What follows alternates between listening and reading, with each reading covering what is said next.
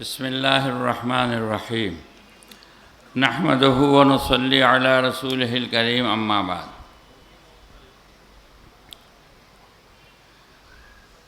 ہمارے بزرگ یہاں موجود ہیں،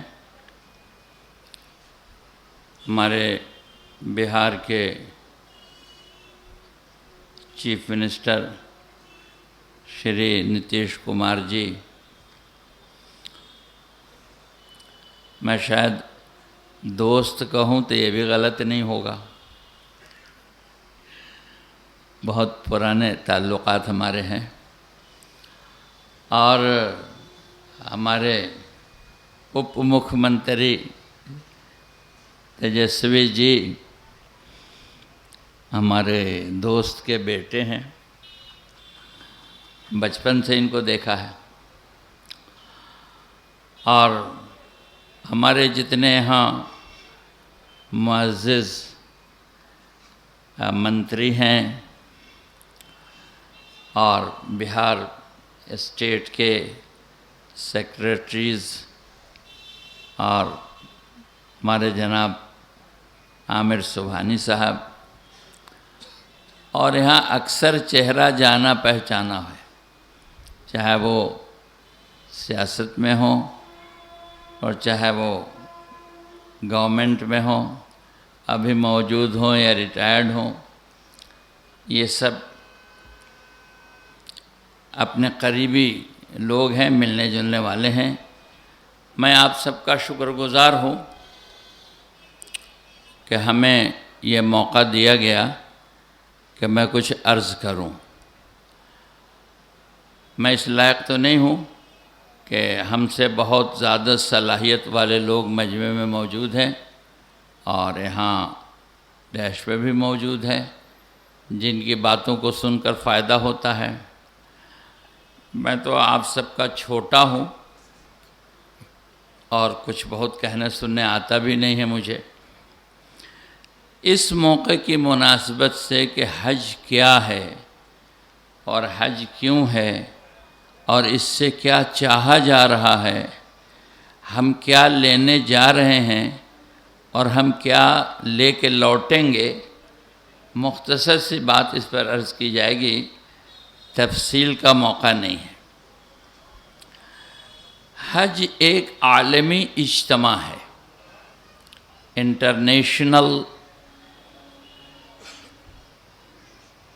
ایک اجتماع ہے، پوری دنیا کے اعتبار سے ایک عالمی اجتماع ہے۔ 700-800 کروڑ دنیا کی آبادی ہے، ہر آدمی وہاں نہیں جا سکتا، نہ اتنی جگہ ہے نہ اتنے وسائل ہیں۔ کچھ لوگ جاتے ہیں، یہ جانے والے کون لوگ ہیں؟ جو جہاں سے جا رہا ہے وہاں کے لوگوں کا وہ نمائندہ ہے، ریپرزنٹیٹیو ہے۔ 5600 کچھ حاجی جو بہار سے جا رہے ہیں، بہار کی آبادی تو 9 کروڑ کے قریب ہے، جا تو رہے 12 کروڑ، تو جا رہے ہیں اتنے کم، تو یہ سارے پورے بہار کے لوگوں کے نمائندہ ہیں، ریپرزنٹیٹیو ہیں۔ اللہ کی دربار میں یہ بہار کو ریپرزنٹ کریں گے۔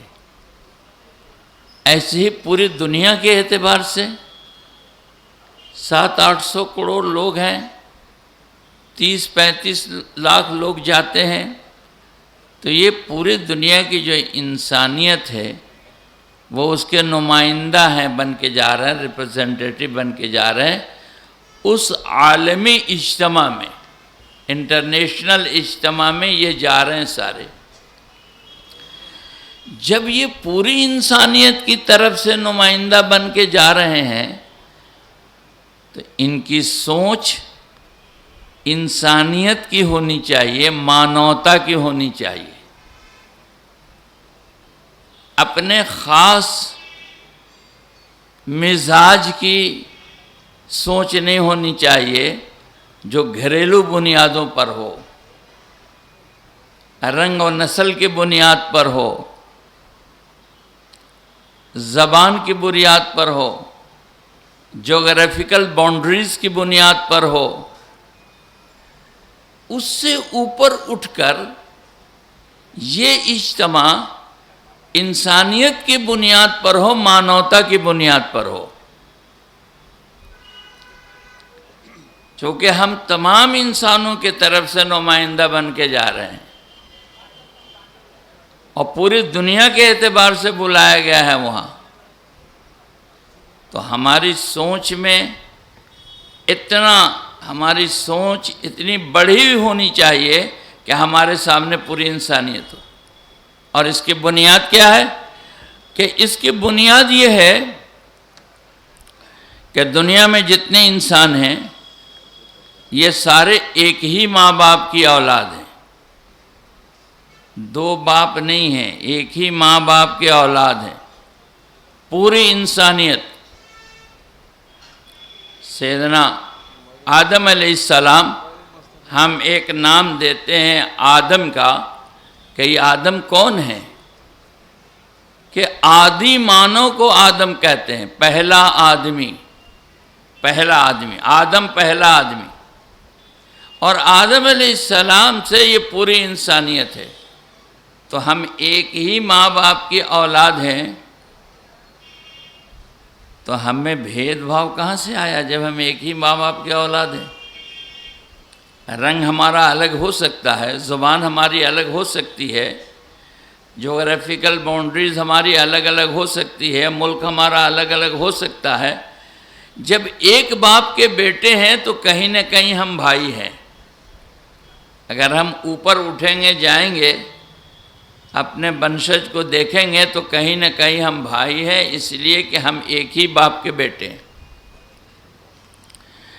اور یہ آدم جو جنت سے دنیا میں آئے، سورگ میں آئے، اللہ نے سورگ سے دنیا میں بھیجا، تو ہمارے لیے یہ بہت خوش قسمتی، خوش نصیبی کی بات ہے کہ آدم علیہ السلام جو آئے تو وہ ہندوستان میں آئے.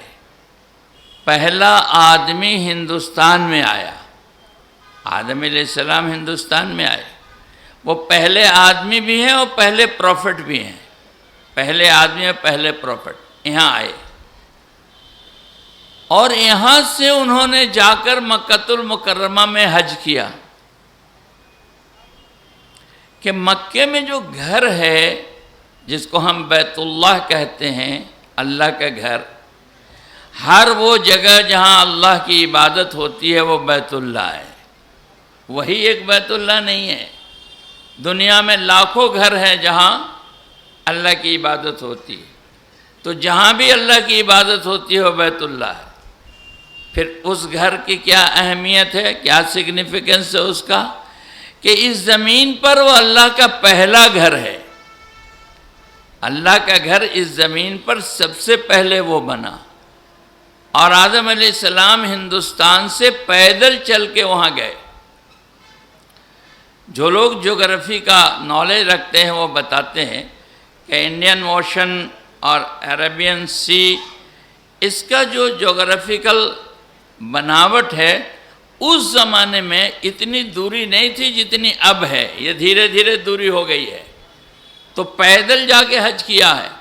اور جدہ جو شہر ہے جس کو ہم جدہ کہتے ہیں، جد کا مطلب دادا پر دادا ہوتا ہے. تو وہاں پر ان کی ملاقات ہوئی ہے ان کی بیوی سے، حضرت حوا سے. اللہ تعالیٰ نے ان کو وہاں اتارا، ان کو بھارت میں اتارا، اور دونوں کو وہاں لے جا کر ملایا. اور جس جگہ پر ملایا اسی جگہ کا نام عرفات ہے. عرفات کا عربی لفظ ہے، انگریزی میں وہ پلیس جہاں ایک دوسرے سے انٹروڈکشن ہوتا ہے. میاں بیوی کا وہاں انٹروڈکشن ہوا. آدم علیہ السلام اپنی بیوی سے وہاں ملے. یہ عرفات ہے. اور وہیں حج ہوتا ہے. 9ویں ذی الحجہ کو، ذی الحجہ کی 9ویں تاریخ کو اگر حاجی وہاں تھوڑی دیر کے لیے ٹھہرتا ہے تو وہ حاجی ہو گیا. وہاں سے گزر گیا تو حاجی ہو گیا، اور وہاں نہیں گیا تو حاجی نہیں ہوا. تو یہ اس جگہ کی اہمیت ہے. کہ ہمارے دادا اور دادی وہاں ملے ہیں اور وہاں سے پھر سارا سنسار بنا ہے اور ساری انسانیت بنی ہے، اور آج جو 800 کروڑ لوگ کم و بیش دنیا میں ہیں وہ اسی ایک دادا دادی سے ہیں۔ ہو سکتا ہے ہمارا رنگ الگ ہو سکتا ہے ہماری زبان الگ ہو سکتا ہے ملک الگ ہو سکتا ہے نسل الگ ہو سکتا ہے بہت سی چیزیں ہماری الگ ہو، لیکن ہم ہیں ایک ہی ماں باپ کی اولاد۔ جب یہ بات اگر سمجھا دی جائے انسانیت کو دنیا میں کہ ہم ایک ماں باپ کی اولاد ہیں، تو کتنے ہی لڑنے والے لڑاویں آدمی رنگ اور نسل کی بنیاد پر نہیں لڑے گا۔ آدمی یہی سمجھے گا کہ ہم بھائی ہیں اس لیے کہ ہمارے ماں باپ ایک ہیں، آگے جا کے ہم ایک ہی ہیں، ہم ایک ماں باپ سے ہیں اس لیے ہم بھائی ہیں۔ ایک بات تو یہ۔ دوسری بات جو بہت اہم ہے، جس کے لیے وہ انٹرنیشنل گیدرنگ ہم جاتے ہیں، جس طرح ہم ایک ماں باپ کے بیٹے ہیں بیٹیاں ہیں، اسی طرح ہم ایک مالک کے بندے ہیں، ایک ہی مالک کے بندے ہیں۔ نام اس کا جو رکھ لیجئے، ایشور کہہ لیجئے، اللہ کہہ لیجئے، ایلی کہہ لیجئے، گاڈ کہہ لیجئے، نام جو رکھ لیجئے، ہر زمانے میں ہر جگہ نام الگ الگ لیا گیا، لیکن اس میں کوئی بھید بھاؤ نہیں ہے کہ وہ ایک ہی ہے، دو نہیں ہے۔ وہ خود کہتا ہے کہ اگر اس برہمانڈ میں، اس سنسار میں، اس دنیا میں اگر دو ہوتے لفسدتا، قرآن کہہ رہا، تو وہ دونوں تو پہلے آپسی میں لڑتے، پہلے تو اوپر وہی دونوں پھریاتے کہ کون بڑا کون چھوٹا، کون اصلی کون نقلی، تو یہ دنیا بنتی ہی نہیں۔ جس طرح ہم ایک باپ کے بیٹے ہیں، اسی طرح ہم ایک مالک کے بندے ہیں۔ اگر اس پر ہم آ جائیں اور یہ چیز ہمارے اندر میں اتر جائے کہ ہم ایک ہی باپ کے بیٹے ہیں اور ایک ہی مالک کے بندے ہیں، تو ہم کو پھر کوئی بانٹ نہیں سکتا، چاہے بانٹنے کی جتنی بھی کوشش کر لی جائے، لیکن ہم کو بانٹ نہیں سکتا۔ ہم بٹتے تب ہیں جب ہم سمجھتے ہیں کہ ہم ایک باپ کے بیٹے نہیں ہیں اور ہم ایک مالک کے ماننے والے نہیں۔ ایک ہی مالک ہے اس سنسار کا، کریٹر، سسٹینر، نورشر، ایک ہی ہے، اس پورے کائنات کا مالک ایک ہے۔ اسی لیے وہ اجتماع جو انٹرنیشنل اجتماع ہے حج کا، وہ اسی بات کے لیے ہے کہ ہم وہاں جائیں تو اس آستھا کے ساتھ جائیں، اس محبت کے ساتھ جائیں کہ ہم اس ایک مالک کے پاس آئے ہیں جو سارے سنسار کا اور پورے یونیورس کا اکیلا مالک ہے، وہی اس پورے کائنات کا مالک ہے، اور ہم ایک ماں باپ کی اولاد ہیں۔ یہ دو چیزیں۔ اس مالک نے انسانوں کی تربیت کے لیے، تعلیم کے لیے، ان میں انسانیت لانے کے لیے ہر زمانے میں مہاپروش بھیجے ہیں، ہر زمانے میں اچھے اچھے لوگ بھیجے ہیں، تاکہ انسانوں میں انسانیت آوے، انسان بنے۔ انہی اچھے لوگوں کو ہم پیغمبر کہتے ہیں، نبی کہتے ہیں، پروفٹ کہتے ہیں، جو مہاپروش ہر زمانے میں آئے ہیں۔ انہی میں سے سب سے آخری پیغمبر، نبی، پروفٹ حضرت محمد صلی اللہ علیہ وسلم ہیں، جو اس سنسار میں ایشور نے ان کو بھیجا، اللہ نے بھیجا انسانیت کی تعلیم، انسانوں کی تعلیم و تربیت کے لیے۔ کیا تعلیم و تربیت ہمیں دی گئی؟ کیا ہمیں سکھلایا گیا؟ کیا ہمیں بننا ہے؟ کس کے لیے ہم وہاں جاتے ہیں؟ سب سے پہلی چیز ہمیں سکھلائی گئی کہ تم انسان بنو، انسان، اپنے اندر انسانیت لاؤ، انسان بنو۔ کہ انسان میں کیا خوبیاں ہونی چاہیے؟ کہ انسان اس کو کہتے ہیں جس کے اندر پریم ہو، پیار ہو، محبت ہو اللہ سے اور اللہ کی تخلیق سے، اللہ کے مخلوق سے۔ ہم ایک اللہ سے بھی محبت کریں گے اور اس کی بنائی ہوئی پوری کائنات سے محبت کریں گے۔ اسی لیے انسان تو انسان ہے، جانوروں کے بارے میں، درختوں کے بارے میں، چیزوں پانی کے بارے میں یہ کہا گیا ہے کہ صاحب ہمارے نبی نے کہا ہرا درخت مت کاٹو، کہ درخت جب تک ہرا رہتا ہے وہ اللہ کا ذکر کرتا ہے، اور اس کے دانے جو گرتے ہیں، پھل کے جو دانے گرتے ہیں، ان دانوں کو چڑیائیں کھاتی ہیں، اس کا ثواب درخت لگانے والے کو ہوتا ہے۔ تو درخت تک کا احترام کیا، پانی کو بھی بے ضرورت مت بہاؤ، اس کا بھی حساب دینا پڑے گا۔ تو ہمارے وہاں جانے کا مطلب یہ ہے کہ ہمارے اندر انسانیت آ جائے، ہم انسان بن جائیں، اور انسان بن جائیں ہماری نگاہ میں کوئی اپنی امیری کی نمائش نہیں کرے گا اور اپنے اسٹیٹس کا نمائش نہیں کرے گا کہ ہم اس اسٹیٹس کے ہیں اس لیے ہم یہاں اس طرح آئیں گے۔ تو ایک چادر میں ہمیں لپیٹ دیا گیا۔ کیوں ایک چادر میں لپیٹ دیا گیا؟ کہ جس دن مریں گے اس دن یہی دو چادریں ہمارے ساتھ ہوں گی۔ مرنا ہم سب کو ہے، جو یہاں آیا ہے جائے گا، اس دن کیا ملے گا؟ یہی دو چادریں ملیں گی۔ ہم محل میں رہتے ہیں کہ جھوپڑی میں، ہم کیسی گاڑیوں میں پھرتے ہیں اور کیسی جگہوں پر رہتے ہیں، کوئی بھی ہو جس دن مریں گے ہم کو کفن کا وہ دو کپڑا ملے گا، کفن کی دو چادریں ملیں گی۔ وہی کفن کی چادر پہنائی جاتی ہے حج میں ہر حاجی کو، مردوں کو، کہ یہ کفن کی چادر ہے، یہی پہن کے جاؤ، یہ یاد کرتے ہوئے کہ اصل سرمایہ ہمارا اتنا ہی ہے۔ دنیا میں ننگے آئے تھے، دنیا سے ننگے جانا ہے، کفن کی چادر پردے کے لیے ڈال دیا جاتا ہے۔ اس لیے میرے بھائیوں، بزرگوں، دوستو، اس کو یاد کرنے کے لیے کہ ہمیں مرنا ہے اور دو کپڑوں کے ساتھ دنیا سے جانا ہے۔ انسان دو جگہ یکسانیت کو بھلا نہیں سکتا۔ ایک تو جب ہم پیدا ہوتے ہیں، ہر کے پیدا ہونے کا راستہ ایک ہے۔